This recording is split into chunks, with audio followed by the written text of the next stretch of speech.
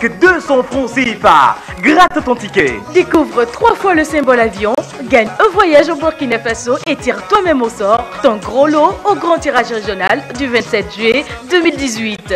Tu peux gagner jusqu'à 10 millions de francs CFA. Gratte ton ticket. Découvre 3 montants identiques et gagne une fois ce montant. Au grattage, tu peux remporter jusqu'à 500 000 francs CFA. Si tu n'as pas gagné au grattage, une autre chance t'est offerte. Au tirage des lots intermédiaires, tu peux gagner de 5 000 à 100 000 francs CFA. Ton numéro de tirage se trouve dans la zone de grattage. Avec la TCE 2018, multiplie tes chances de gagner. Tirage le 27 juillet 2018 au Burkina Faso. Lonato, jouez petit et gagnez gros.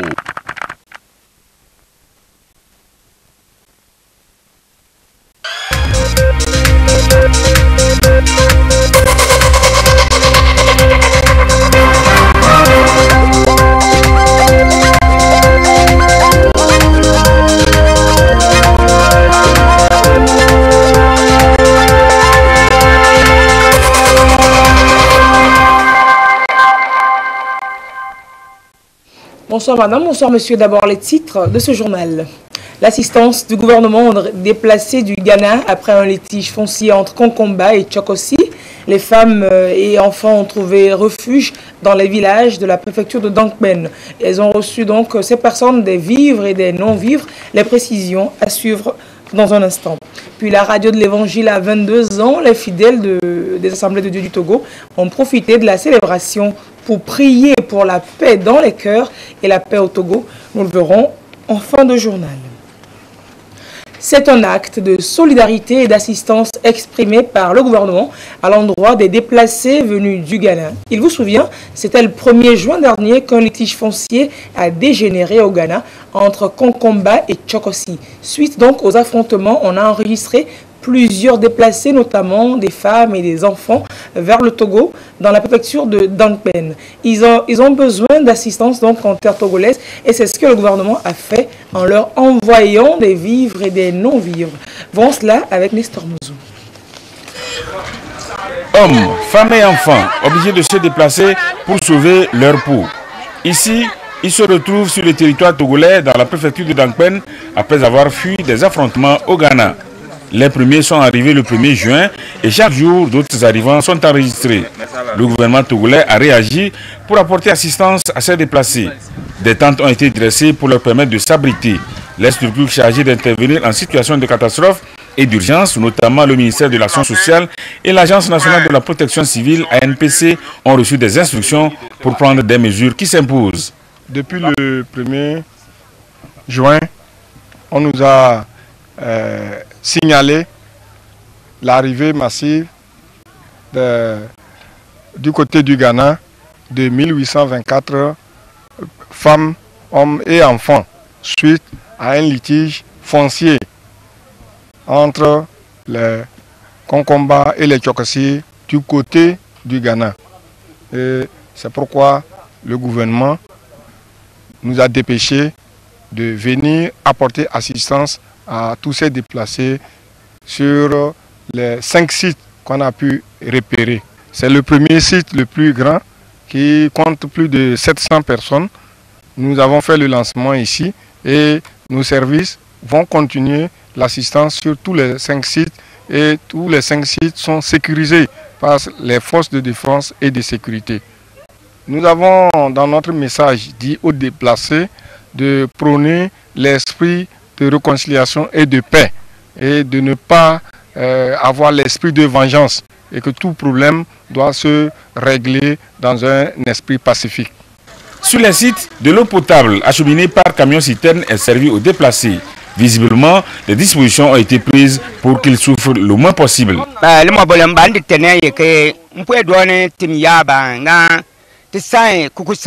Je remercie toutes les autorités qui sont impliquées dans la gestion de cette situation, notamment le président de la République qui a vite délégué les premiers responsables qui sont venus à notre secours. Depuis cette situation, nous mangeons bien, nous dormons bien, nous sommes bien sécurisés. Chaque jour, nous sommes encadrés par les militaires qui nous sécurisent. Nous leur disons un grand merci. Que Dieu les bénisse. En dehors de Yabido, 4 autres sites recueillent les déplacés. Il s'agit des localités de Koufielkou, Sekouba, Tchardo et Kwakpandé. Et à Lomé, la contribution de l'instrumentiste de santé dans la prévention des incidents post-opératoires. Le sujet a été évoqué cette semaine donc à Lomé lors de la 3e journée de formation post-universitaire. L'association togolaise des techniciens en instrumentation chirurgicale veut aussi se faire mieux connaître du public et définir de nouvelles perspectives pour mieux assurer donc sa mission sur le terrain. Les précisions de Eli Agba Nyadao et Yata Aratem. Les infirmiers de bloc opératoire sont venus de divers centres de santé du Togo pour réfléchir sur les différents types d'accidents qui surviennent au cours d'une intervention chirurgicale. Un exercice qui devra aboutir à la définition d'une approche de solution pour prévenir ces accidents. Le sujet préoccupe donc l'association togolaise des techniciens en instrumentation chirurgicale. La science évolue de nos jours. Il y a de nouvelles technologies qui apparaissent, donc de telles journées nous aident à nous remettre dans le vif du sujet. En améliorant nos connaissances, nous améliorons ainsi la qualité des soins que nous dispensons. L'instrumentiste joue 3 rôles. L'instrumentiste joue le rôle d'aide chirurgicale, il joue le rôle d'instrumentiste même. L'aide chirurgicale, il est habillé avec le chirurgien et il aide pendant l'intervention. L'instrumentiste proprement dit, c'est lui qui prépare la table opératoire. Il connaît les différentes étapes de l'intervention, le matériel qu'il faut. Quand le chirurgien tend la main, c'est qu'il doit lui tendre tel matériel à ce niveau. Le métier d'infirmier de bloc opératoire est une spécialisation qui requiert des capacités de travail en équipe dans l'univers restreint et protégé qu'est le bloc opératoire.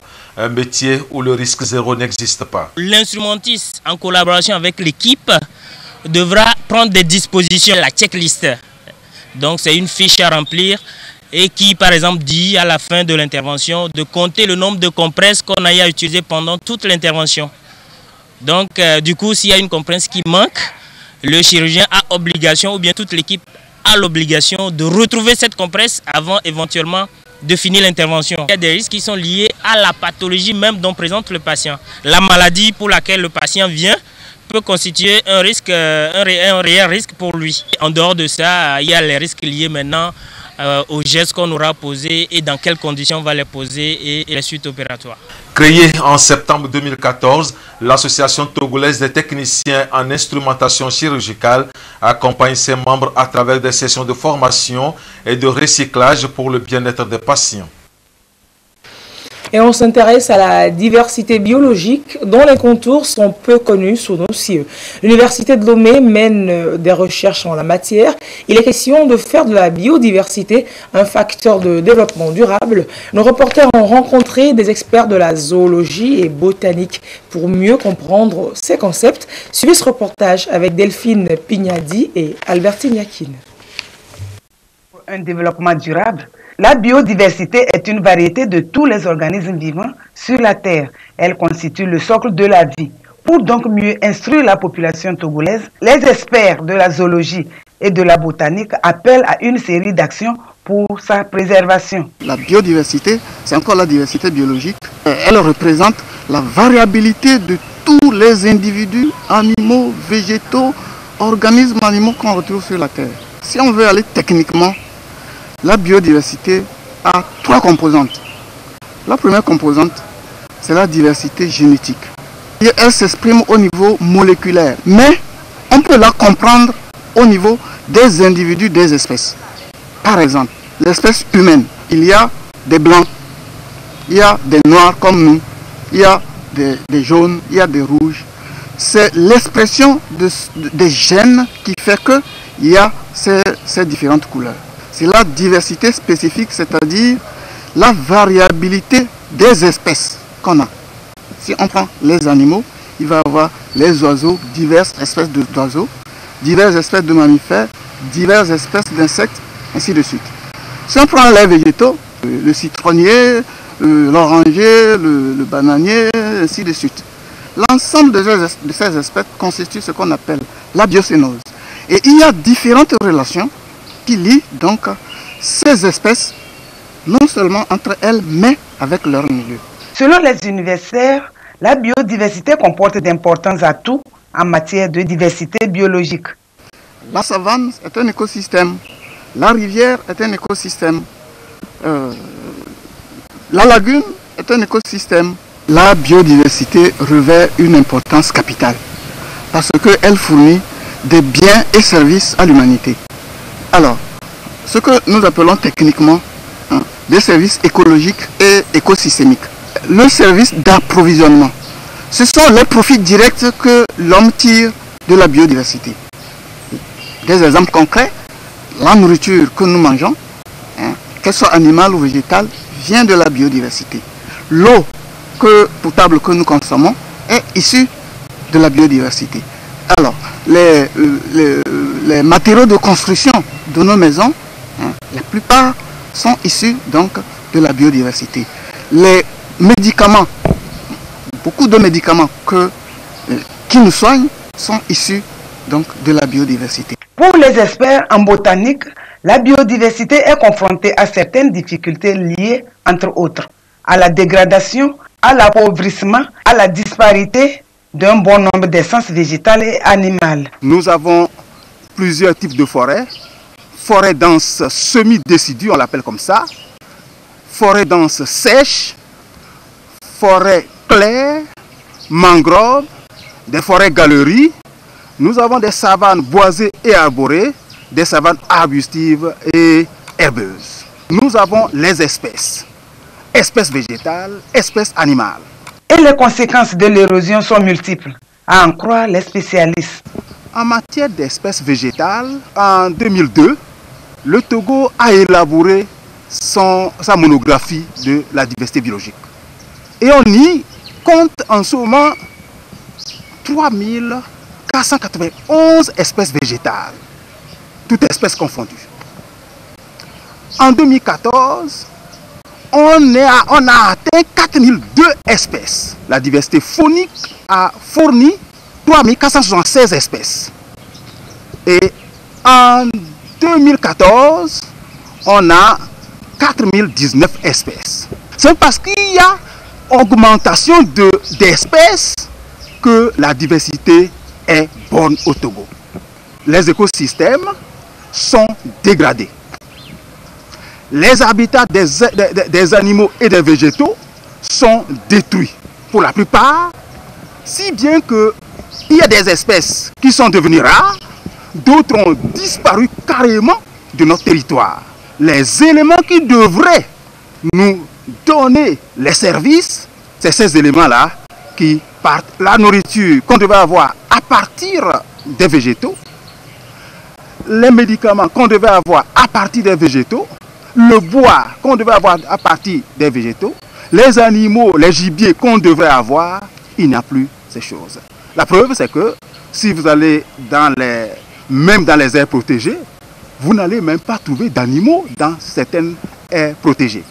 La diversité génétique des espèces et écosystèmes préserve l'homme des maladies, selon les experts de la biodiversité. Elle s'installe en garde-fou des ravageurs des cultures. En ce sens, dans un milieu où la diversité biologique est importante, l'on évite les fléaux.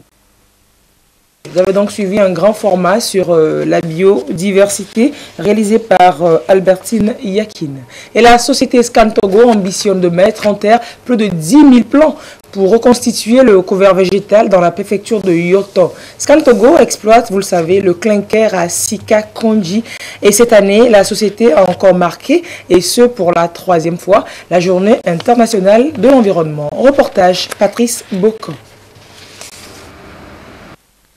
Tout se passe ici à la carrière d'exploitation de calcaire production du clinker à l'usine Scantogo de Sika Konji à quelques enclavures de la ville de Tablibo. Les grands trous sur les cours des engins lourds font désormais place à la verdure pour ainsi restaurer le sol. Un reboisement compensatoire pour récupérer le couvert végétal détruit. Cette année, pour la 3e fois consécutive, plus de 10 000 plants sont encore mis en terre sur une superficie de 10 hectares. L'industrie ne respecte pas l'environnement. Ici, à Scantogo, c'est tout le contraire. Nous sommes un modèle de développement industriel avec un respect scrupuleux. L'environnement, ce n'est pas seulement les ressources, c'est la population, c'est les autorités locales, c'est les autorités administratives. Et bien sûr, c'est le résultat que vous voyez aujourd'hui. C'est un plan de récupération environnementale extrêmement bien suivi par mes collaborateurs de l'usine, par mes collaborateurs de la fondation, par notre collègue de la pépiniérie ici présent, qui se voit et qui se matérialise maintenant de manière concrète au bout de 3 ans d'activité. De pouvoir pérenniser sur le long terme ce travail environnemental qu'on fait ici. Et bien sûr, c'est que l'exemple de gestion de l'exploitation de notre carrière puisse aussi avoir un impact positif. Le préfet de Yoto, le directeur général de Scan Togo, le directeur du département, les chefs de section et les chefs traditionnels ont accompli le geste louable en mettant des plans en terre. Un plan de mise en œuvre de la gestion environnementale et sociale à la grande satisfaction des populations riveraines. Je suis très content de planter encore des arbres à Scan Togo. Ce que nous avons vu ou ce que nous voyons encore sur le site, cela témoigne du fait que Scan tient ses promesses en ce qui concerne l'environnement. Bien sûr, ce n'est pas total, mais sur le plan végétal, j'espère que les choses iront mieux. Étant donné que déjà, disons avant l'implantation de l'usine, la zone était vraiment caractérisée par une forte pluviométrie. Une séance de présentation et d'explication de la restauration du sol suivi du plan de reboisement et les espèces de plants ont précédé l'événement. Symboliquement, le directeur général de Scan Togo a mis en terre un plan d'Iroko, une espèce actuellement menacée au Togo. Et sur le plan international, après un sommet tendu, Donald Trump torpille le communiqué final du G7, un sommet qui a viré donc au fiasco samedi après un tweet du président américain Donald Trump indiquant qu'il se retirait donc du communiqué final. Le président américain aurait été vexé par des propos tenus par le Premier ministre canadien Justin Trudeau sur le commerce. On revient sur le sujet dans ce reportage de France 24. A l'air particulièrement ravi, mais lorsqu'il quitte le Canada avant la fin officielle du sommet du G7, le président américain vient d'accepter de signer l'accord sur le commerce obtenu dans la douleur. Quelques heures plus tard, c'est la stupeur. Dans un tweet, Donald Trump annonce qu'il a changé d'avis. En raison des fausses déclarations de Justin à sa conférence de presse et du fait que le Canada impose des taxes massives sur nos agriculteurs, travailleurs et entreprises américains, j'ai demandé à nos représentants américains de retirer le soutien au communiqué, tandis que nous envisageons des tarifs sur les automobiles qui inondent le marché américain. Le président américain n'a pas du tout apprécié les propos du Premier ministre canadien dont il a pris connaissance à bord de l'avion. Lors de sa conférence de presse de clôture du G7, Justin Trudeau avait de nouveau évoqué des mesures de rétorsion aux taxes tout juste imposées par les États-Unis sur l'acier et l'aluminium importés. C'est quelque chose que nous ferons sans aucun doute. Nous les Canadiens, nous sommes polis, nous sommes raisonnables, mais nous n'aimons pas être bousculés. Rien de nouveau qui n'ait été déclaré auparavant, se justifie Justin Trudeau après la volte-face de Donald Trump. Le Premier ministre canadien dit vouloir rester focalisé sur ce qui a été accompli pendant le sommet. Mais cette nouvelle salve du président américain bouscule encore une fois le statu quo, après le retrait des États-Unis de l'accord de Paris sur le climat et de l'accord sur le programme nucléaire iranien. Et on a donc un désaccord au sein des grandes puissances à cause de cette position tranchée de Donald Trump. Après ce fiasco, donc, l'Élysée estime que la coopération internationale ne peut dépendre de colère ou de petits mots. L'essentiel donc de ce sommet tendu du G7 avec Augustin Kossi. Un sommet plus délicat que jamais, intervenu dans un contexte où les politiques tranchées de Donald Trump provoque des désaccords au sein des grandes puissances. Les dirigeants des 7 pays les plus riches de la planète se sont réunis au Canada pour discuter des grands enjeux mondiaux. D'abord, l'augmentation des échanges commerciaux, puisque les États-Unis ont décidé d'imposer des taxes douanières sur les importations d'acier et d'aluminium en provenance du Canada, du Mexique et de l'Union européenne. Puis, les questions liées à la sécurité et à la lutte contre les changements climatiques, en raison du retrait des États-Unis de l'accord de Paris sur le climat. Ensuite, l'égalité homme-femme. Autre ligne rouge, le nucléaire iranien. Donald Trump a retiré son pays de cet accord. Les 6 autres n'ont jamais accepté une déclaration condamnant l'accord sur le nucléaire iranien. Difficile donc pour les 6 pays d'infléchir la position du président américain, que ce soit sur l'accord sur le nucléaire iranien ou sur les taxes douanières que Washington a imposées à ses partenaires. Aussi, les Européens ont-ils rejeté d'entrée de jeu l'idée proposée par Donald Trump d'un éventuel retour de la Russie dans le groupe dont elle a été exclue en 2014 après l'annexion de la Crimée. Mais le principal point litigieux reste évidemment le commerce lors de cette première rencontre du G7 après l'entrée en vigueur des taxes américaines sur l'acier et l'aluminium importés. Un contexte géopolitique complexe marqué par des enjeux cruciaux pour l'avenir de la planète et la stabilité internationale. Toutefois, il faudra ouvrir un dialogue bilatéral entre les États-Unis et la seconde partie, définir un mécanisme d'évaluation partagé entre Américains et Européens pour prévenir toute autre crise dans un autre secteur que l'acier et l'aluminium. Même si le président français Emmanuel Macron et le premier ministre canadien Justin Trudeau jugent possible un G6+1 qui isolerait Washington, l'Allemagne suggère faire des compromis avec les États-Unis par crainte d'accroître les tensions sur le secteur automobile. Il est alors difficile pour les 7, la France, l'Italie, l'Allemagne, le Royaume-Uni, les États-Unis, le Canada et le Japon d'imaginer un communiqué commun dans la grande tradition des réunions du G7. Mais à 6 contre 1, l'avenir du multilatéralisme est en jeu. Et un sujet plus gai, Canal Plus récompense ses fidèles abonnés à travers le jeu Tombola Big Deal.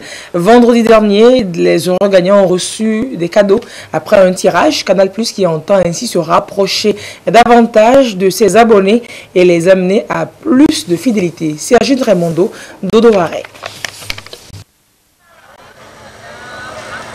Ousmane Yaya est le grand gagnant du prix Big Deal de Canal Plus. Il remporte cette voiture Citroën Aircross d'une valeur de plus de 10 millions de francs CFA. Tout comme lui, d'autres abonnés remportent également des bons d'achat, des tablettes, des écrans plats, entre autres. Je me suis juste réabonné à travers le réseau Togocel via le service Timoni. Et voilà, je me retrouve propriétaire de cette belle Citroën. Il faut être à ma place pour savoir ce que je ressens vraiment. Je dirais à Canal+, tout d'abord merci.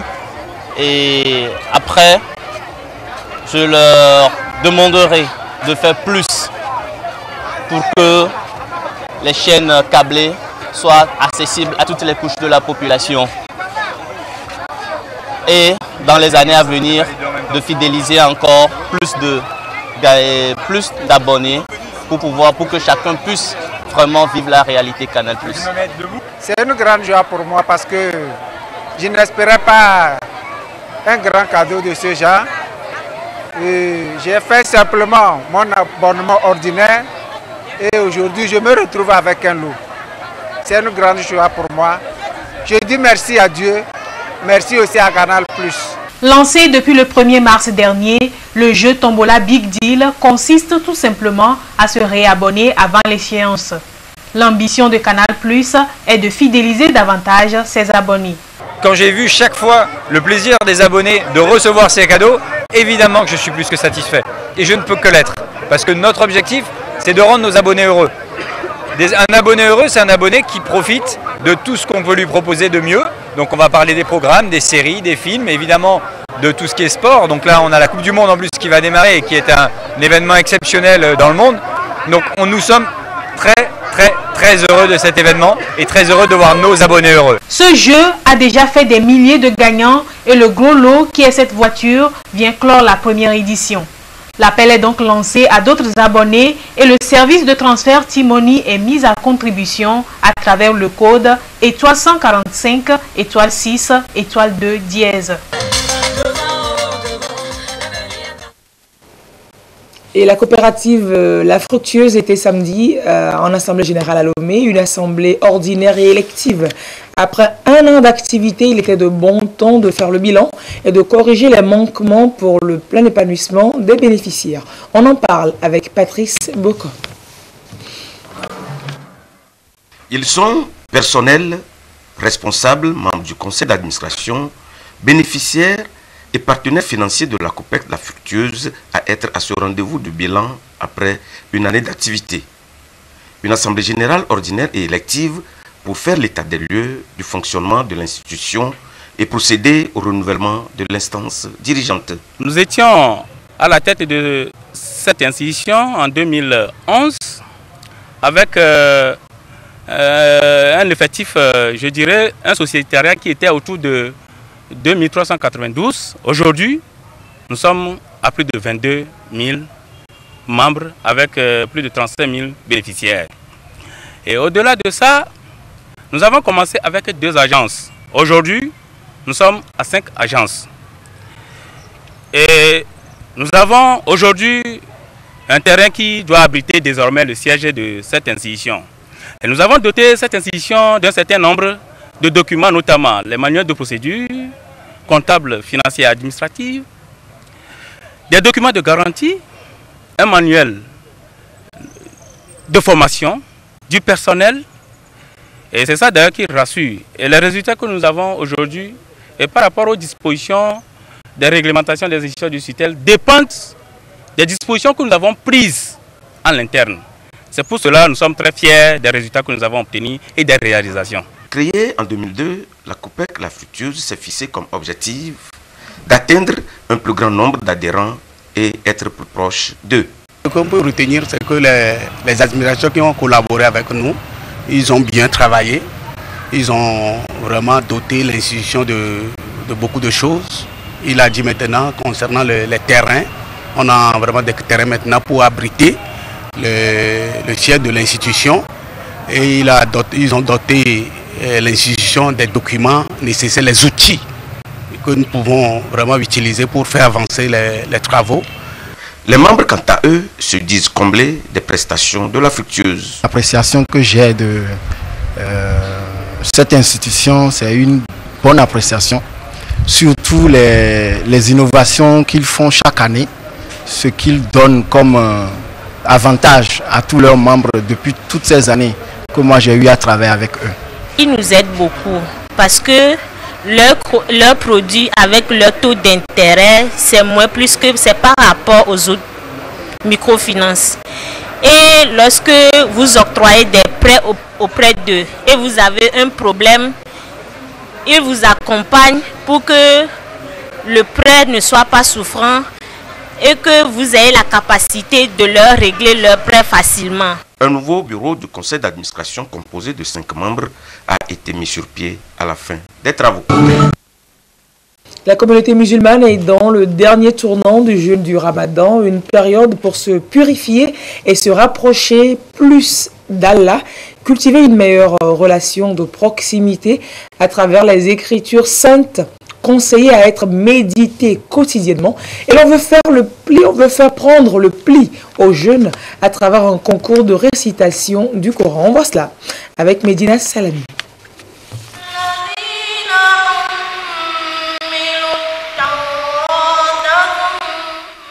Ils sont 377 candidats à compétir dans 9 catégories à cette 15e édition du concours de mémorisation du noble Coran.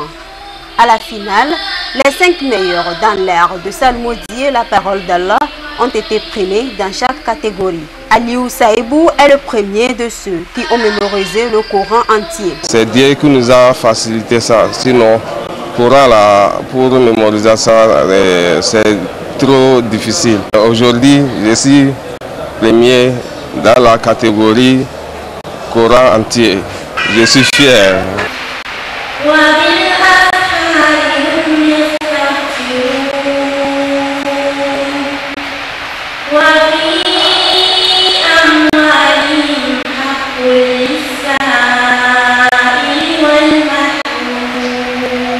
La récitation et la mémorisation du Saint-Coran, ce n'est pas tout le monde qui le comprend. C'est un grand mérite. Le second mérite, c'est que c'est en période du mois de Ramadan. Et toute œuvre dans le sens du bienfait de l'islam est récompensée. C'est une satisfaction pour les responsables du Centre culturel islamique de Lomé, initiateur de ce concours.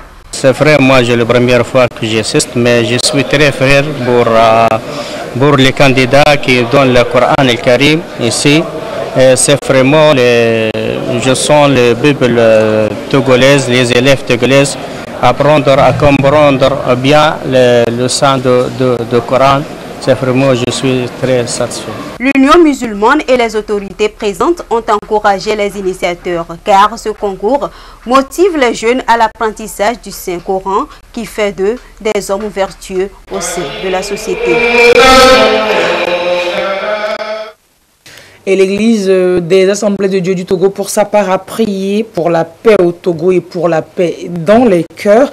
C'était hier samedi à la célébration des 22 ans de la radio de l'Évangile Jésus vous aime. Tout s'est déroulé à l'Estao, à la paroisse de l'Estao.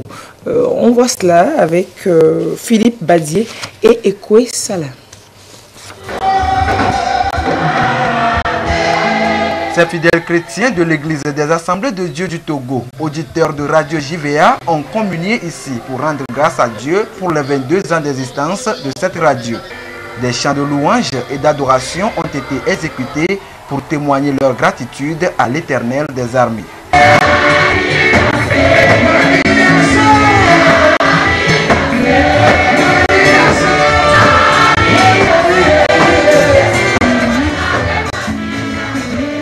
Cette action de grâce va durer 3 jours avec une prière spéciale consacrée à la nation togolaise.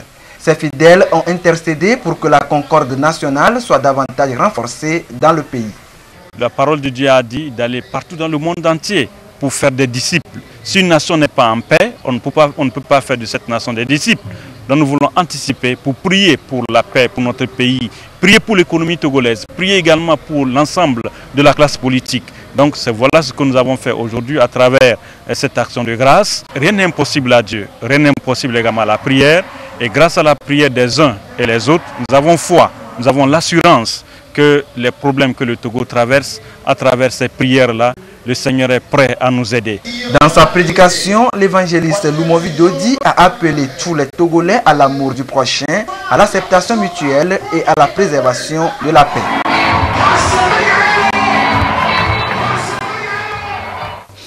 Là, c'est la fin de ce journal. Merci de l'avoir suivi. À 22h30, vous retrouverez Yatar Atem pour la dernière édition du journal de ce jour. Restez sur la TVT pour la suite de ces programmes. Au revoir. À bientôt.